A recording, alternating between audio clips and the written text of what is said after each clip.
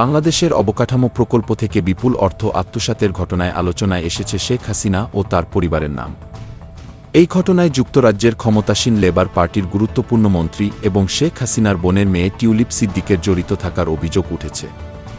British সংবাদমাধ্যম টেলিগ্রাফের প্রতিবেদন অনুসারে টিউলিপকে জিজ্ঞাসাবাদ করেছেন যুক্তরাজ্যের মন্ত্রিপরিষদ অফিসের ন্যায় ও নৈতিকতা দল। প্রতিবেদন অনুযায়ী বাংলাদেশের একটি পারমাণবিক শক্তি প্রকল্প থেকে প্রায় 4 বিলিয়ন পাউন্ড 400 কোটি পাউন্ড আত্মসাতের অভিযোগে টিউলিপ সিদ্দিককে জিজ্ঞাসাবাদ করা হয়।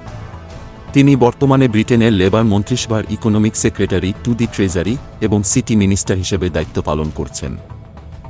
যুক্তরাজ্যের অর্থনৈতিক নীতি ও বাজার ব্যবস্থাপনায় দুর্নীতি রোধ করার দায়িত্বে থাকা এই মন্ত্রী নিজেই এখন দুর্নীতির অভিযোগে অভিযুক্ত।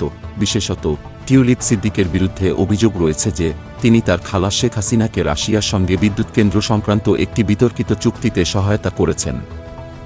এই চুক্তির ফলে রূপপুর প্রকল্প থেকে 3.9 বিলিয়ন পাউন্ড সরিয়ে নেওয়া হয়েছে বলে অভিযোগ। জানা গেছে, অভিযোগের প্রেক্ষিতে টিউলিপ সিদ্দিক স্বেচ্ছায় মন্ত্রিপরিষদ অফিসের ন্যায় ও নৈতিকতা দলের সঙ্গে বৈঠকে সম্মতি দেন। গত বৃহস্পতিবার তার অফিসে এই বৈঠক অনুষ্ঠিত হয়। সেখানে টিউলিপের কাছে 10 বিলিয়ন পাউন্ডের রূপপুর প্রকল্প থেকে অর্থ সরানোর বিষয়ে বিস্তারিত জিজ্ঞাসাবাদ করা হয়।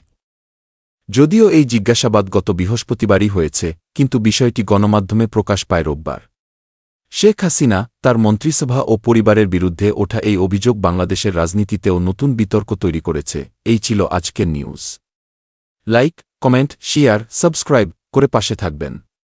ধন্যবাদ।